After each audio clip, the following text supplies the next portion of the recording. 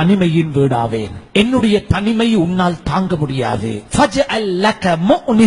எனவே உன்னோட கூட இருக்கிறதுக்கு ஒருத்தரை கூட்டிட்டு வா. அதுதான் கிராஅத்துல் குர்ஆனில் கரீம். அதிகமாக குர்ஆன் ஓது. என்னுடைய தனிமைக்கு அந்த குர்ஆன் உனக்கு துணையாக இருக்கும். அது சொல்லும், நீ பயப்படாதே, நீ தனியல்ல, குர்ஆன் நான் உன்னோடு இருக்கிறேன் என்று அந்த குர்ஆன் உனக்கு கபரிலே சொல்லும். அதே கபரு இன்னொரு தகவலை சொல்லுகின்றது. அனபைத்து துல்மா ஃபனவ்விர்னி பிஸலாத்தில் லைல். என்னுடைய கபரு, என்னுடைய வீடு, அது இருள் நிறைந்த வீடு. அந்த இருள் உன்னால் தாங்க முடியாது. அதற்கு நீ லைட் கொண்டு வரணும், லைட் செட் கொண்டு வரணும். அது என்ன?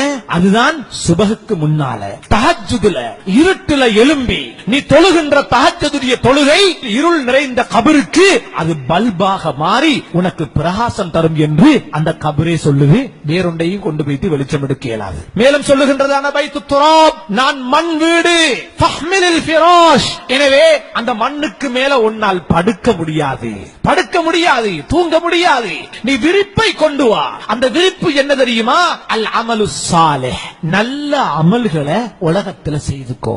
அது உனக்கு விரிப்பாக அமையும். அதுக்கு மேல நீ நிம்மதியாக தூங்கலாம். மேலும் சொல்லுகின்றது, அன பைத்துல் அஃபாஇ.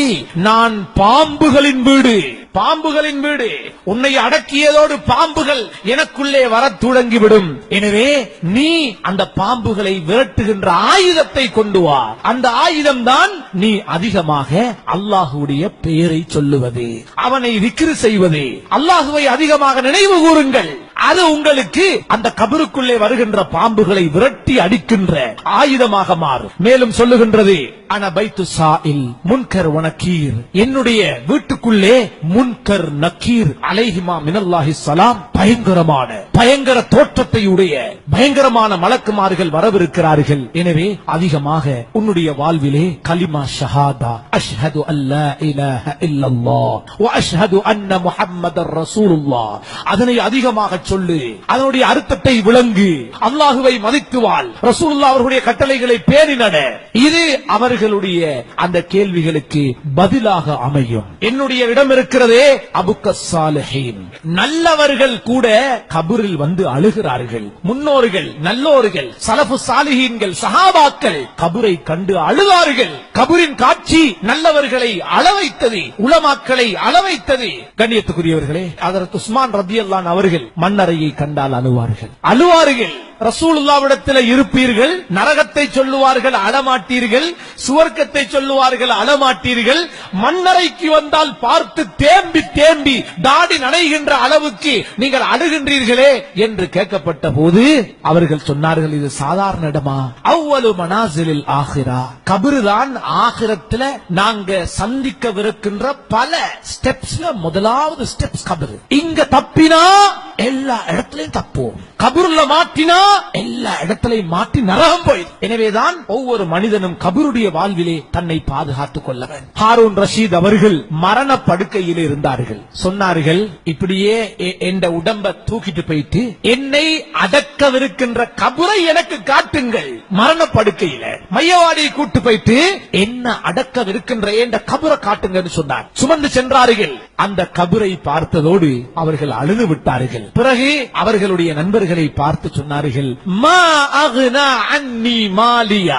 என்னுடைய சொத்து, என்னுடைய பணம், என்ற சம்பாத்தியம் இங்க எனக்கு எந்த ஒரு உதவியும் செய்யாது.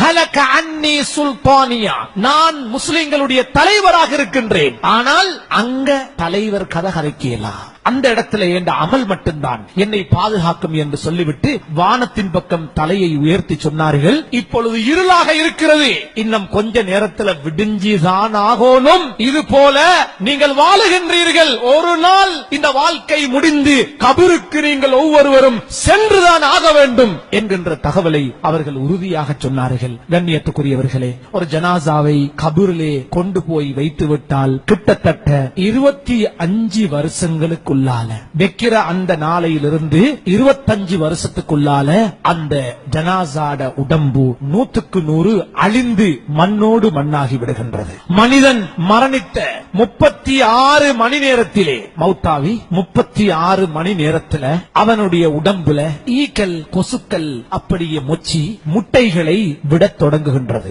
60 மணி நேரம் ஆனதோடு அந்த முட்டைகள் அப்படியே பொரித்து அதிலே கிருமிகள் அந்த உடலிலிருந்து வெளியேற தொடங்கி விடுகின்றது. அந்த மண்ணறையிலே ஜனாசாவை கொண்டு போய் வைத்து ஃபர்ஸ்ட் நைட் கபூரின் வாழ்விலே முதல் இரவு ஜனாசாவை கொண்டு போய் கபூரிலே வைத்ததோடு அங்குள்ள அந்த உஷ்ணம், அந்த காற்று போக்கு தடைபட்ட அந்த நிலை, மண்ணுக்கு இரையான இவனுடைய வயிறும் இவனுடைய மறைவிடமும் முதலாவது பழுதடைய தொடங்குகின்றது. அதைத்தான் மனித உலகத்தில் நிறைய பாதுகாத்த கபூர்ல முதல் இரவே வயிறும் மறைவிடமும் பழுதடைய ஆரம்பித்து விடுகின்றது.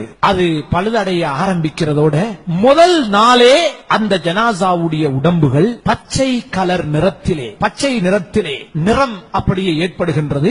சில மணித்தியாலங்களுக்குள்ளே முழுமையாக இவனுடைய உடம்பு பச்சை நிறமாக மாறிவிடுகின்றது. இது ஒரு நாள்ல வயிறு அழுகி மறைவிடம் அழுகி உடம்பு பச்சை நிறமாக மாறிவிடுகின்றது. இரண்டாவது நாள் கபரிலே, இரண்டாவது நாள் இவனுடைய வயிற்றுக்கு உள்ளே இருக்கின்ற இவனுடைய ஈரல், இவனுடைய குடல் அனைத்தும் அங்கே பழுதடைய ஆரம்பிக்கின்றது. மூன்றாவது நாள் இவனுடைய அங்க